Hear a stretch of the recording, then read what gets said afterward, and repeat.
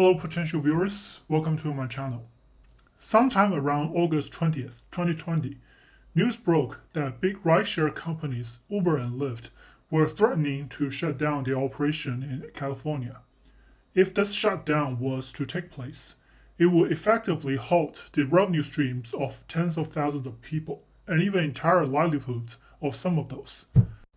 And the reason for this shutdown is a recent decision by a judge on a law in California that took effect on January 1st, 2020, which would forcefully grant gig workers full-time worker status, and thus Uber and Lyft will have to pay them benefits. Needless to say, this kind of law will increase the operation cost of Uber and Lyft by multiple times. Big and rich these corporations may be, their business model just simply cannot function under this demanding law. Later, Uber and Lyft decided to put the shutdown on hold while the appeals court issued a ruling to allow them to proceed with their current business model until the appeals court made a decision on the law and the decision made by the judge that prompted this action.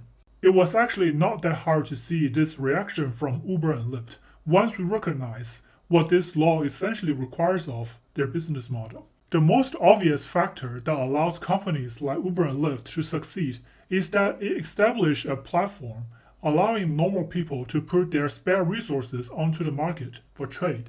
This, in essence, is a kind of consultancy/contractor relationship, not typically between the drivers of Uber and Lyft, but between drivers and their passengers. Uber and Lyft, in this case, just serve as a platform that connects the drivers and passengers together, with a few percentage of the ride payments as a commission. This is quite different from that of the taxi industry, where taxi drivers are essentially employees that may or may not have a base salary and they receive commissions on their rides. This means that a lot or even most of the drivers for Uber and Lyft are not in quote-unquote employment relationship with these two companies. A lot of the drivers treat the companies exactly like how these companies portray themselves as, a platform on which they can lend their services to customers. Most of the drivers are also openly double-dipping in the market, meaning that they often have multiple rideshare apps open at a time, and they just pick the first ride request that comes up.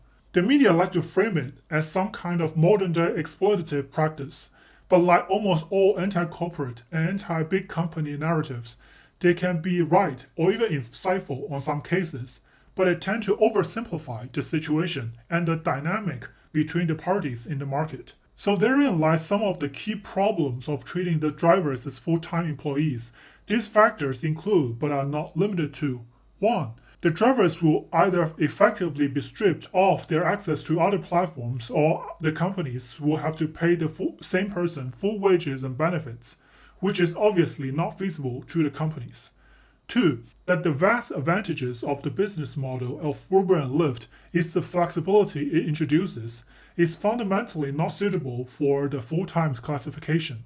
Think about it. What full-time job will allow you to work any hours you want and for however long you want and anytime you want? Full-time positions indicate either specific project-based work for all of the normal work hours or fixed hours and shifts. Listing out these key factors aside, which are also some of the key reasons that this law in California, namely AB 5, is a stupid and presumptuous law, I would like to talk about this kind of trend that is sort of observed from the past and we will probably be seeing coming in the future.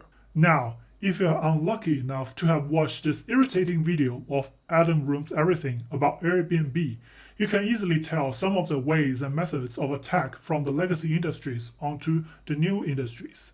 It is my belief that for up-and-coming new ideas and new operational models of businesses, like our current gig economy and share economy, the legacy industries that cannot absorb these new challengers will focus their lobbying strategy and power onto dragging the newcomers down to their own level and model. And this is manifested quite clearly in the taxi industry's lobbying for the legislation and enactment of the AB 5 law. What would become of Uber and Lyft if they are forced to classify their drivers as full-time employees? To even survive under this kind of presumptuous and even overreaching law, they will have to function like your stereotypical taxi companies and basically become glorified versions of them. Thus, the model of people making money off of their spare resources, in this case their cars and their spare time, will be integrated into the old, dusty, and half-zombified industry of taxis.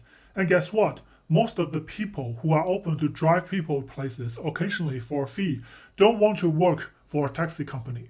Similar case happened with Airbnb and the hotel/hostel industry.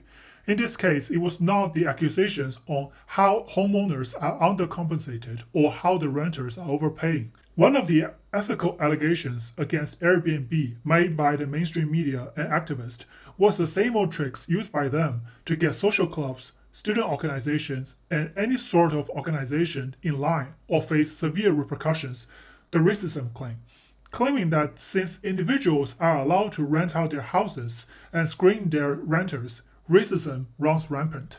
And what are some of the solutions proposed or demanded by these proponents of social justice for renters? For Airbnb to impose heavy-handed regulations on its renters, of course.